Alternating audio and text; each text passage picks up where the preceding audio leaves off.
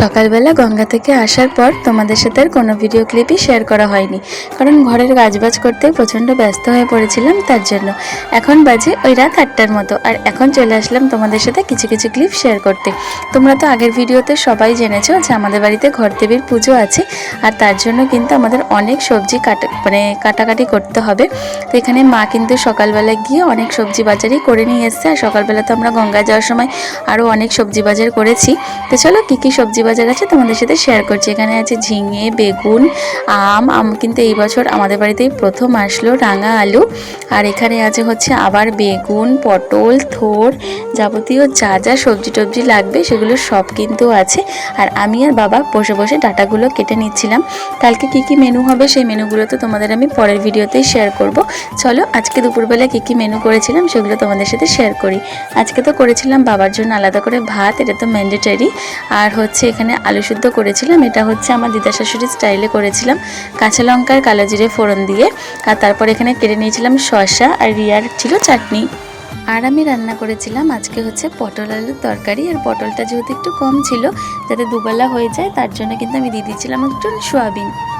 এই নিরামিষ সোয়াবিনের তরকারিটা খেতে যা দারুণ হয়েছিল না, কি বলবো। আর এখানে রয়েছে এক গামলা কিন্তু সাবু মাখা খেতে আমি, রিয়া, আমাদের বাড়ির সবাই খুব ভালোবাসে। তো তারপর রয়েছে এখানে ফ্রিজের মধ্যে অর্ধেক কাটা তরমুজটা, যেটা আমার আর রিয়ার তো ভীষণ ফেভারিট। আর কাটা রয়েছে হচ্ছে অর্ধেক পেঁপে, যেটা কালকে সকালবেলা আমরা ঠান্ডা ঠান্ডা খাবো। আর তারপর চলে আসলাম আমার গোপুসোনাদের দেখাতে। সকালবেলা আজকে ওদেরও কিন্তু সাজিয়ে দিয়েছি, নতুন জামা পরিয়ে দিয়েছি। আর ওদের পয়লা বৈশাখের কিন্তু নতুন একটা জামা, অনেক জামা ওদের হয়েছে, তো সেগুলো তোমাদের সাথে পরে কোনো একটা ভিডিওতে আমি অবশ্যই শেয়ার করব।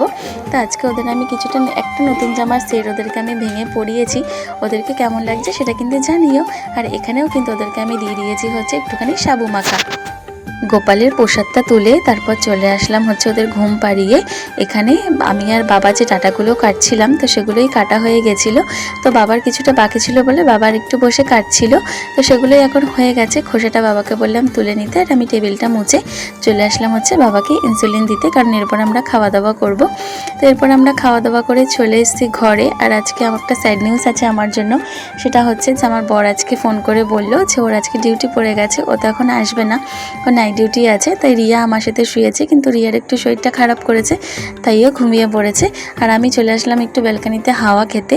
আর কালকে সকালবেলা থেকে তো প্রচুর কাজবাজ আছে। চলো ভিডিওটা আজকে এই পর্যন্তই রাখলাম, টাটা।